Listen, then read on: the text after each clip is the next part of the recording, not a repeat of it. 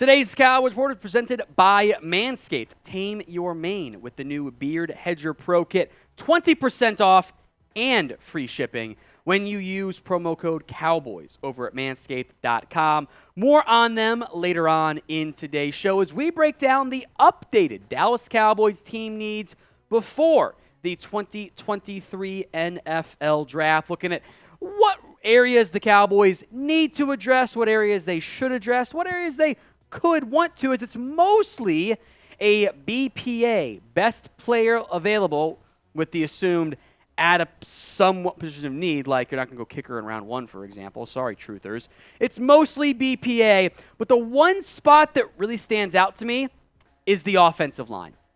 That is number one on our list, and the Cowboys have made some weird comments publicly about, Terrence Steele, Tyron Smith, they're going to compete for right tackle. Steele's our swing, might play left guard. Tyler Smith only viewed as a left tackle. As it sits right now, your best five looks like this. It is in this order: Tyron, Tyler, Biotish, Zach Martin, Terrence Steele. It's full of T names on there. Maybe you should take Osiris Torrance so it's all T names except for Zach Martin. But if you're going to play Tyler Smith at left tackle and let Tyron and Terrence Steele battle out at right tackle, you have no left guard. So left guard for me is the big question mark right now. Or if you're going to keep Terrence at right tackle, Tyron at left tackle, Tyler at left guard, backup left side player when Tyron Smith inevitably gets hurt is your big concern. So depth, the left guard spot, the left side swing player, whatever we want to say is the need for Dallas, that really stands out to me as a key area of potential concern. So I got 9 more spots to get to that are needs, less so top needs, but still areas you want to address. What do you think is the single biggest need remaining for this Dallas Cowboys after an actually active offseason for the first time in a long time? It's the pinned comment on today's show. So if an ad break comes here on YouTube, take advantage of it. Head down there. Let us know your biggest need. Number 2, running back. Makes sense, right? Tony Pollard's franchise tag. You've got really nobody under contract next year outside of kind of Malik Davis, and that's like a guy that didn't even play in the playoff game. So Pollard's back for now. Ronald Jones on a cheap 1-year non-guaranteed deal. Malik Davis is also not quite a locked and loaded player here. It's a really great draft class. You should definitely draft somebody. It doesn't have to be round 1. You can find a good player in round 2, round 3, round 4, even round 5 and beyond. You're going to get a good football player. This class is as deep as I can recall seeing it. So I have no issues whatsoever about drafting a running back. I'm fully on board making that move. Probably just not in round 1 unless, Bijan falls, different conversation. Number 3, defensive tackle. I like Oso Odighizuwa as one core piece. Everything else is a question mark / on a 1-year deal. Neville Gallimore, question mark. Bohanna, question mark. Hankins, 1-year deal. Chauncey Golson, I think, will play more on the inside moving forward, but that's, just one of your spots. So whether it's that rare disruptive 3 technique, which maybe one of those guys in this year's class, maybe 2, or a fatty on the interior, an impact player would be ideal. It's not the easiest thing to find in the NFL draft at DT. We've seen that time and time again. But if you can get an impact defensive tackle, I think that's the one thing you're missing really from this defense in terms of the high-end starting caliber players. Number 4 is linebacker. Now, 4, 5, even 6, and 7, kind of a similar tier for me, so keep that in mind. Van Der Esch on a 2-year deal, but he's always hurt. Damone Clark didn't play a ton, saw some flashes, but never really broke out the way we wanted to. Jabril Cox, Devin Harper have barely played, and Harper is younger than Jabril Cox. Devontae Bond, Malik Jefferson, they're bodies, I guess.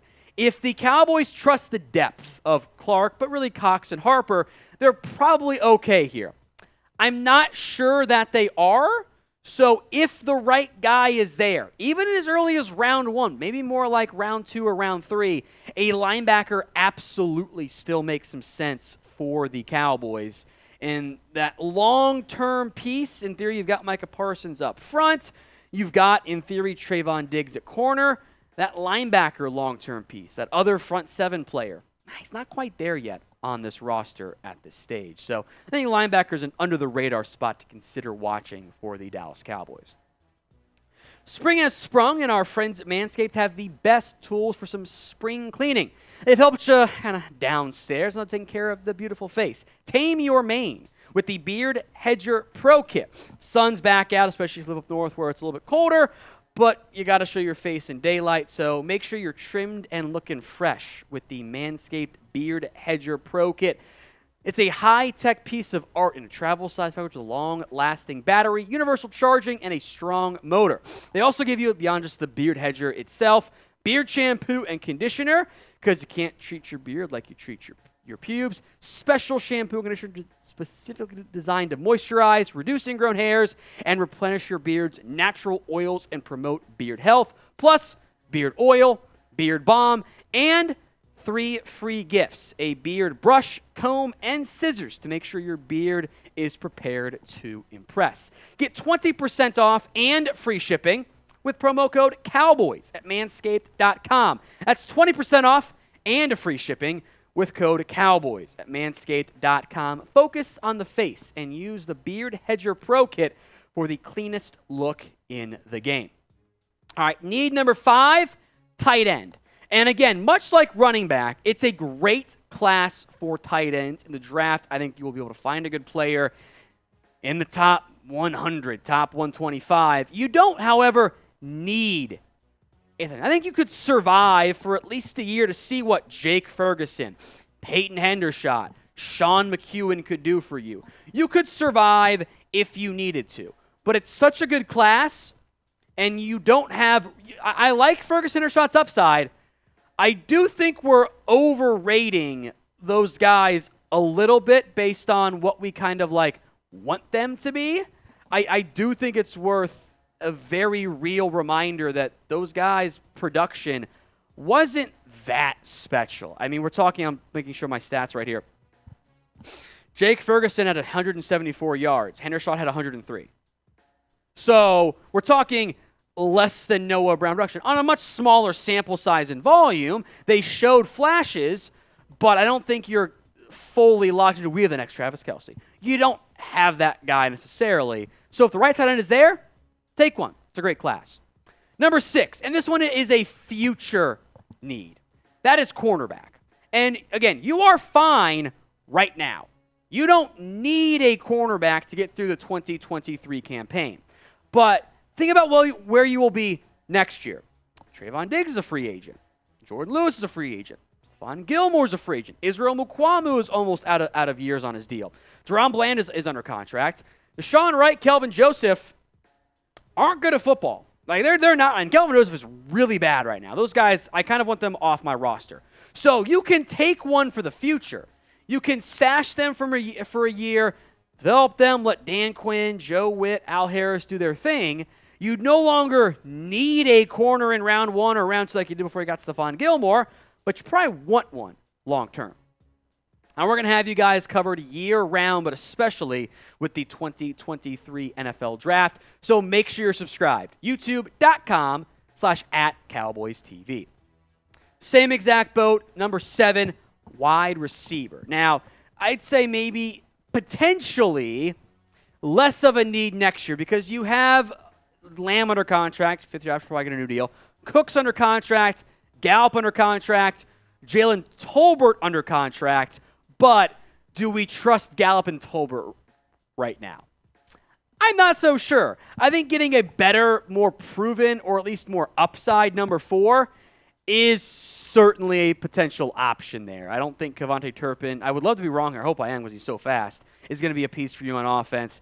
Fehoko has not done much there. It's not a great receiver class, though, but if the value is right, then you can take one. If there's a guy you like, I don't think at this point Gallup or especially Tolbert should preclude you from taking a wide receiver somewhat early. So of these two spots, the skill guys on the outside, what's the bigger need? Wide receiver or cornerback? Type in WR or type in CB for what you think is the bigger need at this point. Number 8 and we're kind of into the luxury pick stage here. That is quarterback. Dallas has been pretty clear they want to take one. I don't love the class, which should raise some issues there. Dak's under contract, Cooper Rush back. It's a matter of, do you want Will Grier as quarterback 3, or do you want to see if you can get a bit luckier than you did with Ben DiNucci, who did not work out very well. But that I do think you can see Dallas take a quarterback late. If someone falls to the 4th round, cool. Or 3rd round, cool. I think that's kind of a Hendon Hooker. Beyond that, it's probably a wait for a 6th or 7th round player and have hopefully at least a better arm in training camp to give your guys a chance to make some plays and evaluate your skill players. Number 9 is defensive end. And I've gone a little bit back and forth on this one, but here's what I see. I see Micah Parsons, Tank Lawrence, Dorrance Armstrong, Sam Williams, still Chauncey Golston, and Dante Fowler under contract. I don't see snaps in year 1. Now, if you want to move on from Armstrong, which I doubt they would do right now, that frees up time. I want to get Sam Williams more snaps. I know that DA and Fowler have 1 year left on their deal, which is why it's on this list. But for a premium position, I think you're fine for the most part right now. If the right guy falls, I'd be mad. No, that's why you take care of business in free agency, or in this case, through trades, and address some of your big needs. That way, if there is a guy that falls to you in round 1, in round 2, in round 3, you can just snatch them up and be pretty happy. Kicker wraps things up here, which it is a need. The Cowboys need a kicker. Tristan Vizcaino is the only guy under contract. But I will cheat and make my own anti-kicker rant here and reduce the positional value. Because you do need one. You don't have one under contract. But unless you're the Bucs, you don't take a kicker early. Over-investing in kickers is how you end up riding with Greg Zuerlein for a year after he was terrible. Don't do that. If you want to take a kicker in the 6th round, the 7th round, okay, that's fine. And maybe there's one you like. But the Cowboys actually played it perfectly last year. They signed a veteran. They had a UDFA.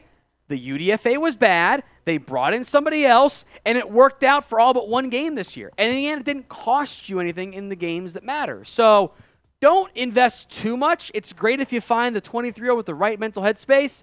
Kicking is mental. These guys fall off a cliff all the time. Do not draft a kicker early. Now, in general, would you draft a kicker? Y for yes, N for no. Sound off for me in the comment section right now.